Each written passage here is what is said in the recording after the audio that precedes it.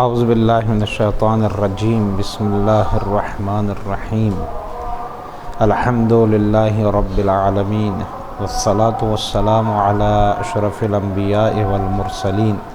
وآلہ الطیبین الطاہرین المعصومین ولعنۃ اللہ علی اعدائہ اجمعین اما بعد فقد قال اللہ تعالی وتبارک فی القرآن الکریم بسم اللہ الرحمن الرحیم الذین یؤمنون بالغیب ویقیمون الصلاة صدق اللہ العلی العظیم۔ الحمدللہ کافی دنوں سے ہماری گفتگو نماز کے سلسلے میں چل رہی ہے اور ہم نے سب سے پہلے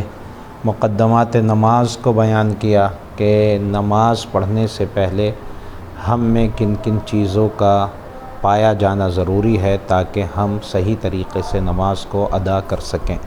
پھر اس کے بعد ہماری گفتگو اذان اور اقامت کے سلسلے میں ہوئی تاکہ ہم بالکل نماز کے لیے تیار ہو جائیں اور ہمیں پتہ چلے کہ ہاں ہم کس معبود کی بارگاہ میں جانے والے ہیں اور تیاری کر رہے ہیں، اور ہمیں یہ علم ہو کہ ہم اس اللہ کی بارگاہ میں جا رہے ہیں کہ جس کی بارگاہ میں جب معصومین جاتے تھے تو ان کے جسم لرزتے تھے اور ان کے چہروں پر باقاعدہ سرخی آ جایا کرتی تھی، اور کبھی کبھی ہمارے معصومین ایسا گریا کرتے تھے کہ پانی مضاف ہو جایا کرتا تھا۔ ہم یہ پہچان لیں تاکہ اذان اور اقامت کے ذریعے۔ پھر اس کے بعد واجبات نماز کے سلسلے میں گفتگو ہوئی کہ ہم نے یہ بیان کیا تھا کہ واجبات نماز دو طرح کے ہیں۔ ایک وہ ہیں جو رکن کی حیثیت رکھتے ہیں، یعنی چاہے ہم بھولیں چاہے ہم جان بوجھ کر اس کو چھوڑیں، ہر حالت میں نماز باطل ہو جاتی ہے۔ اور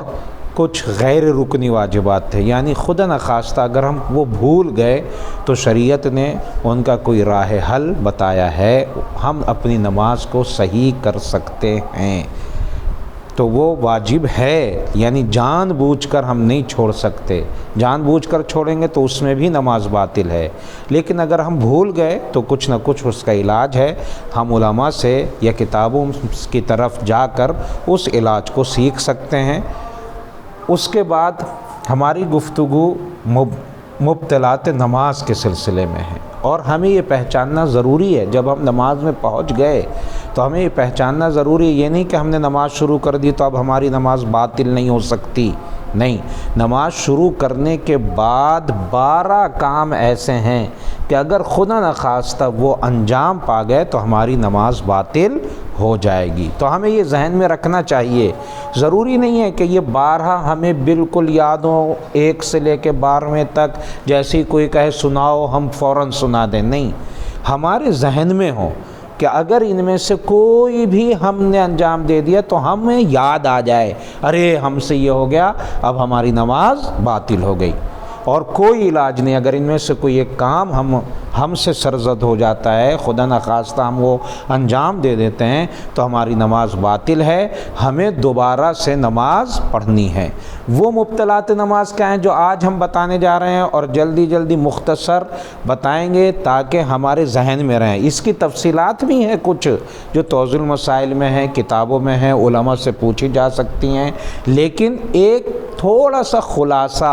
ہمارے ذہن میں تاکہ رہے، ہم اس کو بیان کر رہے ہیں۔ مبطلات نماز میں سے سب سے پہلی چیز یہ ہے کہ کسی بھی شرط کا مفقود ہو جانا،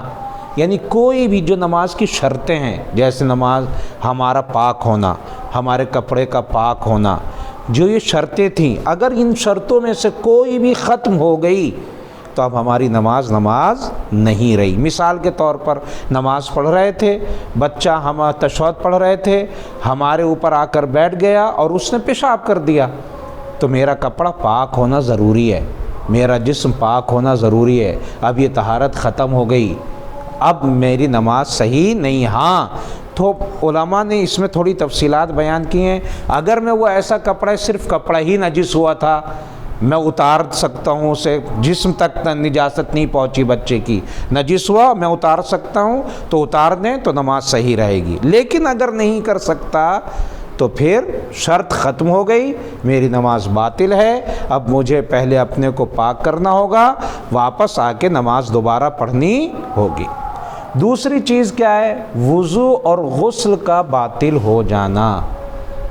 خدا نخواستہ نماز میں نے شروع کی، نماز کے دوران میں اپنے پیٹ پر کنٹرول نہیں رکھ پایا اور ریح خارج ہو گئی، گیس نکل گئی، تو اب نماز میری ختم ہو گئی، اس لیے کہ وضو باطل ہو گیا، اور وضو باطل ہوتی نماز بھی ختم ہو گئی۔ اب کوئی صورت نہیں میں جا کے وضو کروں دوبارہ نماز پڑھوں، یہ نہ کہوں کہ لوگ دیکھ رہے ہیں کیا ہوگا، نہیں، لوگوں کے دیکھنے کی مجھے فکر نہیں ہے، مجھے اپنے اللہ کی فکر ہونا چاہیے۔ میں کس کے لیے نماز پڑھ رہا ہوں؟ میں نے نیت یہی تو کی تھی، قربتاً اللہ، اللہ کے لیے پڑھ رہا ہوں میں، کوئی میں لوگوں کے لیے تھوڑی پڑھ رہا تھا۔ اب اللہ کہتا ہے جتنا بھی پڑھو، لیکن اگر ریح خارج ہو گئی، طہارت، وضو، غسل ختم ہو گیا، تو اب مجھے وہ قابل قبول نہیں ہے۔ تیسری چیز، ہاتھ باندھنا۔ اگر میں نے نماز میں ہاتھ باندھ لیے تو پھر میری نماز باطل ہے، ہاتھ نہیں باندھ سکتا میں، ہاتھ بندھے فوراً نماز باطل ہے۔ ہاں بھولے سے کبھی کبھی کھو جا رہے ہیں، ہاتھ پہ ہاتھ رکھ گیا، بھول گئے، وہ مسئلہ نہیں، جان بوجھ کر ہاتھ بندھے رہ جانا اور میرا ہاتھ باندھنا، اس سے نماز باطل ہے۔ چوتھی چیز، سورہ حمد کے بعد آمین کہنا، جن سے عربی آتی ہے، عام طور سے جب آدمی دعا کرتا ہے تو آمین نکل جاتا ہے، چونکہ سورہ حمد کے لاسٹ میں دعاؤں کے فقرات ہیں، ہو سکتا ہے آدمی متوجہ نہ اور آمین کہہ دے، بھول کر اگر نکل گیا تو کوئی مسئلہ نہیں، لیکن اگر جان بوجھ کر اس نے کہہ دیا تو نماز باطل ہے۔ پھر پانچویں چیز کیا ہے؟ قبلے سے منحرف ہو جانا، قبلے سے منہ پھیر لینا، اس سے نماز باطل ہے۔ چھٹی چیز کیا ہے؟ نماز میں بولنا، چاہے ایک حرف میں بولا ہوں، لیکن اگر اس کے میننگ کسی کو پہنچانا چاہ رہا ہوں تو وہ بولنا ہی مانا جائے گا۔ میں یہ نہیں کہ میں تو اتنا سا بولا، اگر وہ معنی دار، میننگ دار تھا تو چاہے ایک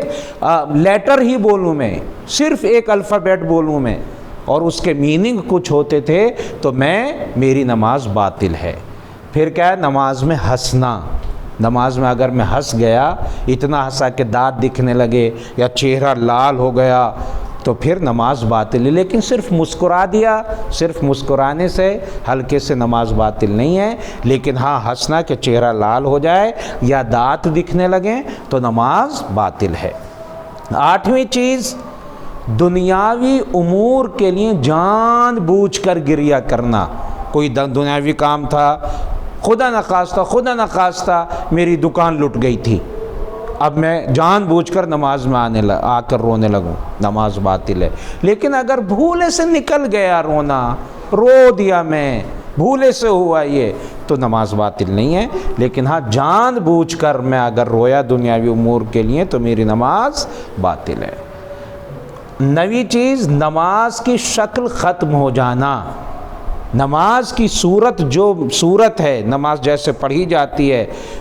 وہ ختم ہو جائے تو نماز باطل ہو جاتی ہے۔ نماز کو نماز نہ کہا جائے بلکہ خدا نخواستہ یہ کہا جائے کہ ایکسرسائز کر رہے تھے یا نہیں کچھ اور کام کر رہے تھے، تو پھر وہ نماز نہیں ہے، ایٹومیٹک نماز باطل ہے، چاہے کچھ بھی میں نے نہ کیا ہو۔ نماز کی اگر شکل ختم ہو گئی، نماز کی اگر صورت بگڑ گئی تو پھر نماز نہیں ہے، وہ نماز باطل ہو گئی، مجھے دوبارہ نماز پڑھنا ہے۔ نویں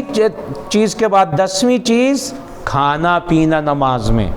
کھانا پینا صحیح نہیں ہے نماز میں، جیسے ہی میں نے کچھ کھایا یا کچھ پیا فوراً نماز باطل ہو گئی۔ ہاں ایک جگہ ہے جہاں پر اجازت دی ہے فقہا نے، وہ ہے ایام